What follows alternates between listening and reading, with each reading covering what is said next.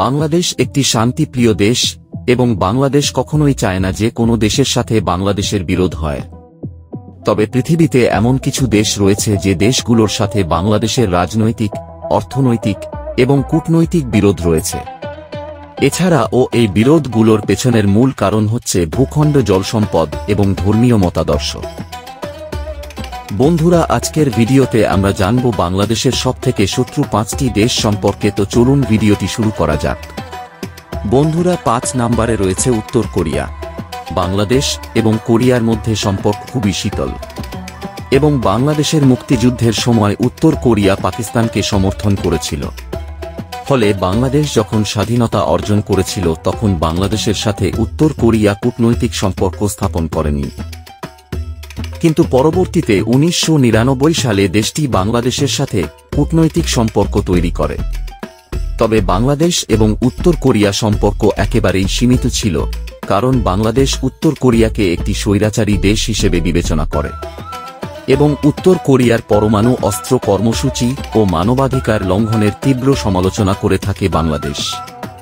ফলে এই সকল কারণে উত্তর কোরিয়া বাংলাদেশকে তার শত্রু দেশ হিসেবে দেখে এবং বাংলাদেশের সাথে সম্পর্ক উন্নয়ন প্রত্যাহার করেছে। এরপর 4 নম্বরে রয়েছে তাইওয়ান। আনুষ্ঠানিকভাবে বাংলাদেশের সাথে তাইওয়ানের কোনো কূটনৈতিক সম্পর্ক নেই, কেননা বাংলাদেশ তাইওয়ানকে একটি সার্বভৌম রাষ্ট্র হিসেবে স্বীকৃতি দেয়নি। এর কারণ হচ্ছে চীনের সাথে বাংলাদেশের অর্থনৈতিক ও কৌশলগত সম্পর্ক রয়েছে। ফলে চীনের সাথে সম্পর্ক রক্ষা করতে বাংলাদেশ তাইওয়ানকে স্বীকৃতি দেয়নি। চীন দেশটি মনে করে তাইওয়ান তাদের দেশের একটি অংশ, আর দেশটি তাইওয়ানের সাথে কোন দেশের কূটনৈতিক সম্পর্ককে সমর্থন করে না এবং চীন তাইওয়ানের সাথে কূটনৈতিক সম্পর্ক থাকা দেশগুলোতে অর্থনৈতিক নিষেধাজ্ঞা আরোপ করে। ফলে চীন যদি কোন দেশের সাথে অর্থনৈতিক সম্পর্ক না রাখে তাহলে সেই দেশের অর্থনীতি ক্ষতিগ্রস্ত হয়ে পড়ে। বর্তমান পৃথিবীর দ্বিতীয় বৃহত্তম অর্থনৈতিক দেশ হচ্ছে চীন। বাংলাদেশের স্বাধীনতার পর তাইওয়ান বাংলাদেশ একটি দূতাবাস স্থাপন করেছিল। তবে বাংলাদেশ যেহেতু জাতিসংঘে চীনকে সমর্থন করে থাকে, সেই জন্য তাইওয়ান বাংলাদেশ থেকে তাদের দূতাবাস সরিয়ে নেয়। 3 নম্বরে রয়েছে ইসরায়েল।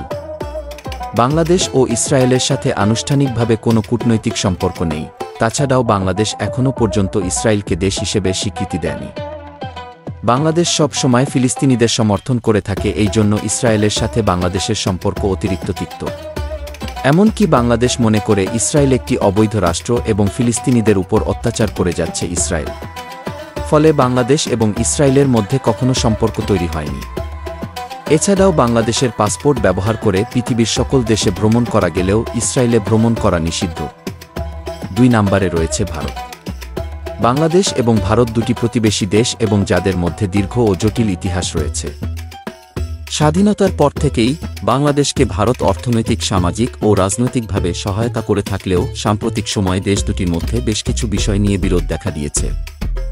এর মধ্যে বাংলাদেশ ও ভারতের সীমান্ত বিরোধ, ফারাক্কা বাঁধ ও তিস্তার পানি বণ্টন এবং দেশের অভ্যন্তরীণ রাজনীতিতে হস্তক্ষেপ অন্যতম কারণ। এছাড়াও ভারতের ক্ষমতাসীন বিজেপি সরকারের হিন্দুত্ববাদী নীতি এবং আগ্রাসনকে বাংলাদেশিরা বরাবরই নিন্দা জানায়। তাছাড়াও বাংলাদেশের সাবেক স্বৈরাচার প্রধানমন্ত্রীকে সমর্থন এবং রাজনৈতিক আশ্রয় দেয় ভারত, যেটা ভারতের প্রতি বাংলাদেশের ক্ষোভ এবং বিরোধিতা আরও বৃদ্ধি করেছে।